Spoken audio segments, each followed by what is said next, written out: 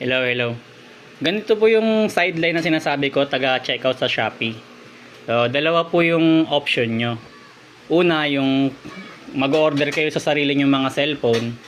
Tulad ko po, may mga cellphone ako ritong pang-order sa Shopee. Ayan, tapos marami pa ako rito mga cellphone.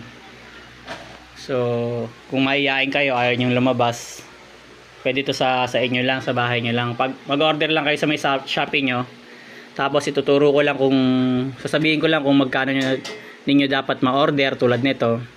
Tsaka kung magkano ibabayad ko kada cellphone na ma-order nyo. So tulad nito, itong Infinix na order ko siya ng 3,430 lang.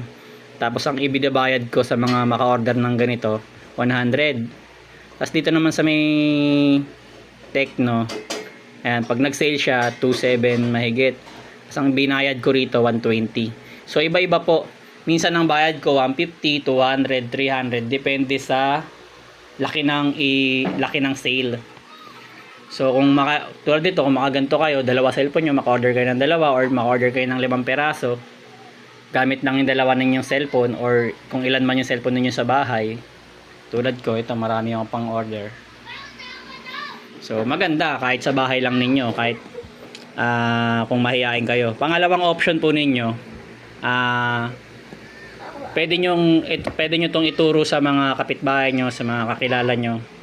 Ganito rin, makiki-order lang kayo. Pero parang commission type naman gagawin ninyo para kayong admin. Actually admin pala, admin tawag ko sa mga ganon.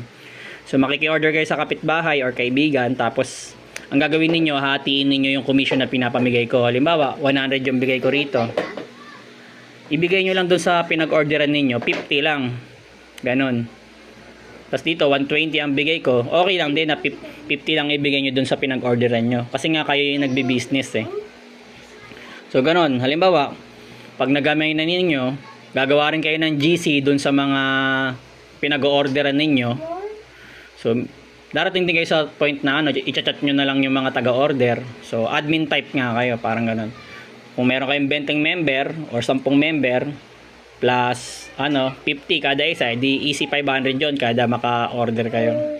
So yung naman yung sale, iba-iba, minsan isang beses sa isang linggo, 2 beses, depende po sa trip ni Shopee, TikTok, Lazada. Ituturo ko rin po yon. Pero sa ngayon, yun nga yung pinaka-business. Option 1, mag-order kayo sa sarili lang ninyong mga cellphone. Option 2, makiki-order din kayo sa iba kung gusto niyo siyang gawing career. Kasi maganda rin siya. Yung mga kapitbahay ko ganun ginagawa. So meron akong kapitbahay na ganun na yung niya, yung pinaka sideline niya. Nagpapa-order siya. Hindi ko nga lang alam magkano binibigay niyang commission. Pero yun yung suggest ko. Bigyan nyo kahit 50 pesos yung mga kapitbahay nyo. Lalo na pero kung malaki, halimbawa 300 or 200 yung 200 yung binibigay ko. Pwede nyo silang bigyan ng 100, ganun, hatiin nyo lang. So yun yung kahit nasa bahay lang kayo, pwede to, lalo na sa mga masipag maki-order sa mga kapitbahay. So yun lang, hindi siya pwede sa mga mahiyain. Pero pwede rin pala siya kasi pwede naman kung marami kayong cellphone sa bahay ninyo. So yun lang po, pag mayroon pa mga tanong, PM lang po. Tapos i-add ko kayo sa GC kapag gusto niyo yung ganitong sideline.